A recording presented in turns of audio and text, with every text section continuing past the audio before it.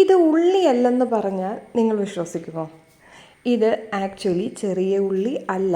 നമ്മൾ റോഡിലൂടെ പോകുമ്പോൾ വലിയ ലോറികളിൽ ഇത് 2 കിലോയ്ക്ക് 100 രൂപ എന്നൊക്കെ പറഞ്ഞ് നമുക്ക് ലാഭത്തിന് കിട്ടുമ്പോൾ ഉള്ളി വില അനുസരിച്ച് നമ്മൾ ഇത് നമുക്ക് ഇത്രയും കിട്ടിയല്ലോ എന്നോർത്ത് നമ്മളെല്ലാവരും വാങ്ങിച്ച് വെക്കുമല്ലേ.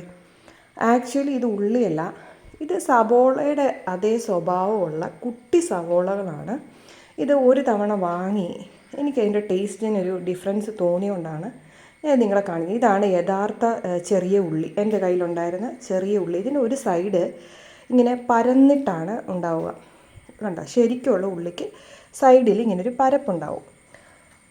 അതുപോലെ തന്നെ ഇതിനെല്ലാം തന്നെ ഏകദേശം ഒരു വശത്ത് ഒരു ചെറിയ ഒരു പരന്ന പ്രതലം ഉണ്ടാവും. ഇതാണ് യഥാർത്ഥ ചെറിയ ഉള്ളി, അതായത് സാമ്പാറിനും അവിയലിനുമൊക്കെ നമ്മൾ ചേർക്കുന്ന ചമ്മന്തി അരയ്ക്കാനും മറ്റും യൂസ് ചെയ്യുന്ന ചെറിയ ഉള്ളി ഇതാണ്. നമ്മൾ ഈ 2 കിലോ 100 രൂപ എന്നൊക്കെ പറഞ്ഞ് മേടിക്കുന്ന ചെറിയ സാധനം സത്യത്തിൽ അത് സവോളയാണ്. ആന്ധ്ര ഉള്ളിന്ന് കടക്കാരൻ എന്നോട് പറഞ്ഞ്, ഞാൻ എടുത്തു ചോദിച്ചു. ഒരു തവണ എനിക്കിങ്ങനെ വാങ്ങിച്ചൊരു സംശയം തോന്നിയുകൊണ്ട് ഞാനിത് ലോറിയിൽ വന്ന ആ വ്യക്തിയോട് ചോദിച്ചപ്പോൾ ആ വ്യക്തി പറഞ്ഞ ആന്ധ്ര ഉള്ളി. ആക്ച്വലി ഇത് സവോളയുടെ സ്വഭാവമുള്ള ഉള്ളിന്നോ കുട്ടി സവോള എന്നോ നമുക്ക് വിളിക്കാം. ഇത് നമ്മൾ ഉദ്ദേശിച്ച സാധനമല്ല. ഇത് വാങ്ങിയാൽ എന്താ ഇപ്പം കുഴപ്പം, അല്ലെങ്കിൽ ഇത് ചേർത്താൽ എന്താ കുഴപ്പം എന്ന് പറഞ്ഞാൽ യാതൊരു കുഴപ്പവുമില്ല. പക്ഷേ ഇതിന് ചെറിയ ഉള്ളിയുമായി നല്ല അന്തരമുണ്ട്. സവോള അരച്ച് നമ്മളൊരിക്കലും ചമ്മന്തി ഉണ്ടാക്കുന്നില്ലല്ലോ.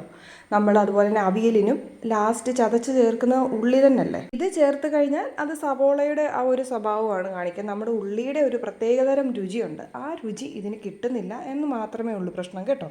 ഇതിനെക്കുറിച്ച് ഒരു വീഡിയോ ചെയ്യണം എന്നുള്ളത് കൊണ്ട് തന്നെ ഞാൻ 50 രൂപയ്ക്ക് ഇത് വാങ്ങി.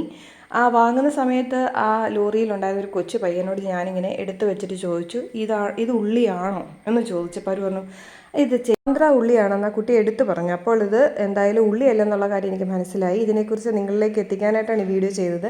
നിങ്ങളിൽ ആർക്കെങ്കിലും ഇതിനെക്കുറിച്ച് അറിയാമെങ്കിൽ തീർച്ചയായിട്ടും കമൻറ്റ് ചെയ്യുക. ഇതിനെക്കുറിച്ച് കൂടുതലായിട്ട് സംസാരിക്കാൻ എനിക്കും പരിമിതമായ അറിവേ ഉള്ളൂ. താങ്ക്